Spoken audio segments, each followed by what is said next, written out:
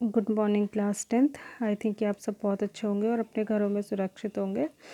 तो मैंने आपको दो मेथड बताए थे, सब्स्टिट्यूशन मेथड और एलिमिनेशन मेथड। तो एक क्वेश्चन मुझे एक्सरसाइज 3.3 में ऐसा लगा कि वो मुझे आपको बताना चाहिए। हो सकता है कि आप उसको करने में दिक्कत लगे आपको तो उसको मैं करके आपको बता रही हूँ। एक्चुअली मैंने सॉल्व पहले कर दिया है क्योंकि टाइम ज़्यादा लगेगा साथ साथ में करने में। से तो क्वेश्चन था रूट एक्स, रूट देख के घबराना नहीं है, √2x प्लस √3y। देखिए एक्स और वाई के ऊपर रूट नहीं है, सिर्फ नंबर्स के ऊपर रूट है, इक्वल्स टू 0।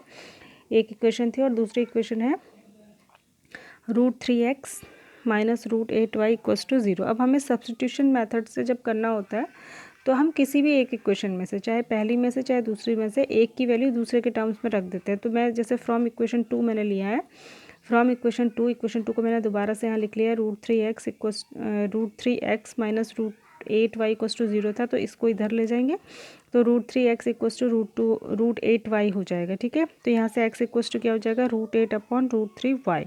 अब x की ये जो वैल्यू है, ठीक है, इस वैल्यू को putting this value of x in equation 1, इसको इक्वेशन 1 में रख दें। मतलब इक्वेशन 1 में जहाँ पे x आया है वहाँ पे ये रख देना है।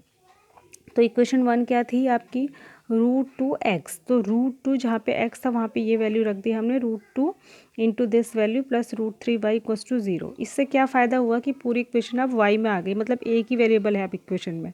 तो अब इसी एक इक्वेशन से इस वेरिएबल की वैल्यू निकल जाएगी। ठीक है, तो ये हो जाएगा 8 2 16, तो √16y/√3 plus √3y equals to 0। ठीक है, इसके नीचे 1 मान के आप दोनों का एलसीएम ले लेंगे तो √3 आ जाएगा। तो 1 से √3 जाई कटेगा तो ऊपर √3 से मल्टीप्लाई हो जाएगा। तो यहाँ ऑलरेडी √3 था, फिर ये वाले √3 से जो एलसीएम वाला √3 था इससे ऊपर मल्टीप्लाई हुआ तो ये 3y हो गया इक्वल्स टू 0। और √16 आपको पता है 4 होता है, तो 4y plus 3y equals to 0।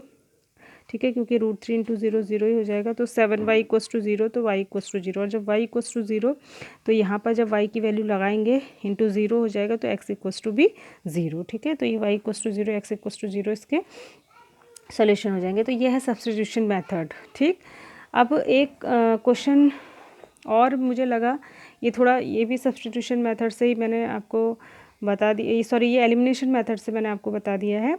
ये क्वेश्चन है 3x/2 माइनस 5y/3। इसको मैंने आपको सॉल्व करके एलिमिनेशन मेथड से बता दिया ताकि दोनों मेथड्स फिर से कवर हो जाए। एक आध बच्चे कह रहे थे कि उतने अच्छे से समझ में नहीं आ रहे हैं। तो 3x/2 minus 5y/3 equals to -2 एक इक्वेशन थी, और x/3 plus y/2 equals to 13/6 equals to एक इक्वेशन थी। ठीक है, तो पहले हम इसको ax plus by plus c equals to 0 जो स्टैंडर्ड फॉर्म होती है उसमें चेंज करेंगे। तो इसके लिए हम क्या करेंगे, पहली इक्वेशन में भी एलसीएम ले लेंगे। तो 2 और 3 का एलसीएम 6 होता है, और जब हम इसको सॉल्व करेंगे, एलसीएम सॉल्व करना सभी को आता है, तो ये बनेगा 9x minus 10y equals to -2। ये जो नीचे वाला नंबर था ये उस तरफ जाके मल्टीप्लाई हो जाएगा, तो ये हो जाएगा -12। तो अब ये सिंपल इक्वेशन बन गई। ठीक है, इसी तरीके से सेकंड इक्वेशन में भी एलसीएम लेंगे। तो 3 और 2 का एलसीएम 6 होता है, यहाँ ऑलरेडी नीचे 6 है इस साइड, तो ये कैंसिल हो जाएगा। तो ये हो जाएगी 2x plus 3y equals to 13। अब हमारे पास जो न्यू दो इक्वेशन आई है, एक तो ये है इक्वेशन नंबर 3 और इक्वेशन नंबर 4। इन दोनों को हमको एलिमिनेशन से सॉल्व करना है। ठीक है, और एलिमिनेशन से सॉल्व करने के लिए दोनों इक्वेशन में हमको एक वेरिएबल को किसी को सेम बनाना होता है। तो चाहे तो हम x को एक जैसा बना लें, चाहे हम y को एक जैसा बना लें। ठीक है, अब अगर हम x को एक जैसा, जैसे मैं अगर x को एक जैसा बनाना चाहती हूँ, तो मुझे पता है कि ना तो 9 को 2 बनाया जा सकता है, ना 2 को 9 बनाया जा सकता है, क्योंकि दोनों एक दूसरे के टेबल में नहीं आ सकते। लेकिन इन दोनों का एलसीएम 18 होता है, तो दोनों को 18 बनाया जा सकता है।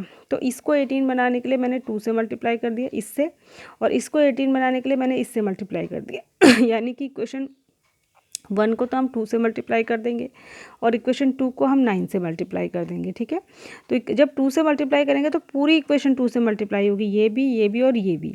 और जब यहाँ 9 से मल्टीप्लाई करेंगे तो पूरी इक्वेशन 9 से मल्टीप्लाई होगी, ये भी और ये भी। और जब इसको 2 से करा तो ये जगह 9 2 जा 18x माइनस 10 2 जा 20y और माइनस 12 2 जा माइनस का 24। और जब ये नीचे वाली इक्वेशन को 9 से मल्टीप्लाई करेंगे तो ये जगह 9 2 जा 18x प्लस 9 3 जा 27y और 13 जा 117।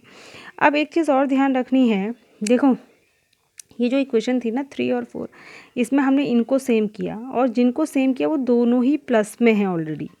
ठीक है, 9x भी प्लस का है और 2x भी प्लस का है। जब दोनों प्लस के हों और उन्हें हमें एलिमिनेट करना है, हटाना है, तो हमें एक इक्वेशन में से दूसरी इक्वेशन माइनस करनी पड़ती है। तो हमने इक्वेशन इसमें से दूसरी वाली इक्वेशन को माइनस करा, तो जब हम माइनस करते हैं तो नीचे के साइन चेंज हो जाते हैं। अगर यहाँ प्लस है तो माइनस हो जाएगा, प्लस है तो माइनस हो जाएगा। ठीक है, यहाँ प्लस था तो माइनस हो जाएगा क्योंकि 117 भी प्लस में था। अब ये एक प्लस और एक माइनस हो गया तो अब ये ईजिली कट जाएगा। अब ये अच्छा, एक बात और है, जब हम साइन नीचे चेंज कर देते तो फिर नीचे वाले फाइनल साइंस को देखते हैं, ये जो ऊपर थे बीच में थे इनको नहीं देखते। तो अब ये नंबर -27 हो गया और ये -20 है, तो दोनों मिला के -47 हो गए। इसी तरीके से -117 और माइनस का 24 मिला के -141 हो गए। y ये इधर चला जाएगा नीचे अपॉन में, माइनस से माइनस कैंसिल, 3 जा। ठीक है, y 3 को जब आप इस इक्वेशन में रख देंगे, किसी भी एक इक्वेशन में रख दीजिए, इसमें रख दीजिए, चाहे इसमें रख दीजिए, जिसमें आपका मन हो उसमें रखिए आप। मैंने दूसरी वाली में रखा है 2x + 3y = 13 में, तो y = 3 रखा, इसको सॉल्व करा तो हम नीचे x = 2 आ गया। तो इसका जो सॉल्यूशन हो गए वो हो गए x = 2 और y = 3, इसका सॉल्यूशन हो गया। तो इस तरीके से आपने करना है। ठीक है, एक और जो मैं यहाँ पे आपको बताना चाह रही हूँ, तो क्रॉस मल्टीप्लिकेशन मेथड, ये बहुत ही अच्छा मेथड है। थोड़ा सा टफ़ लगता है बच्चों को, लेकिन टफ़ है नहीं। मैं आपको बताती हूँ कैसे करते हैं इसको। ठीक है, क्रॉस मल्टीप्लिकेशन मेथड में आपने क्या करना है,